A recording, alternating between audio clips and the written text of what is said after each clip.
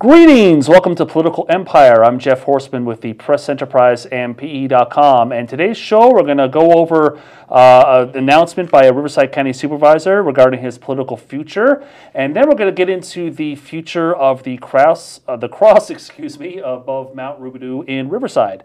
So first, after months of speculation, Riverside County Supervisor Jeff Stone on April 15th announced he would not run for Congress against veteran Representative Ken Calvert. Stone, a Republican, announced in January he was forming a committee to study a challenge to Calvert, also a Republican who is from Corona.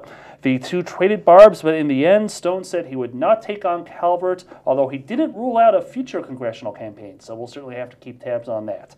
Moving on, a coalition of nonprofits is the new owner of the Mount Rubidoux cross parcel in Riverside following an auction last week. And here to discuss the auction and why it took place is reporter Alicia Robinson. So, Alicia, talk about this auction and how it played out. Well, Jeff, for as highly anticipated as the auction was, it turned out to be surprisingly uneventful. I understand it was over very quickly, and there were only two bidders. One of them is the group you mentioned, the coalition of three different community groups that came together to form an umbrella group they called Totally Mount Rubidoux.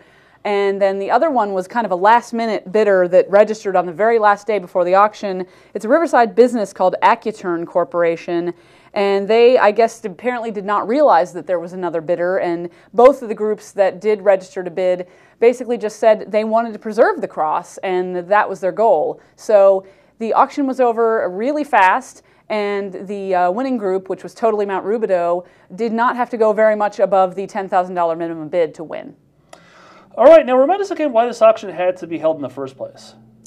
Well, it stems from last summer. The city of Riverside received a letter from Americans United for Separation of Church and State, which is a Washington, D.C. based group that advocates on church-state separation issues. Now, in their letter, they claim that they believe the cross was a violation of the Constitution because it's on public land. And so the city was concerned that if they did not do something to remedy it, there would be a lawsuit filed.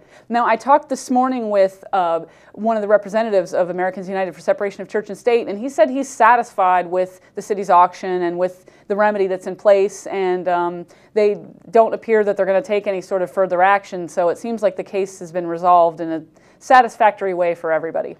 All right, well, thank you very much, Alicia. Appreciate it, and thank you, as always, for watching Political Empire. We'll see you next time.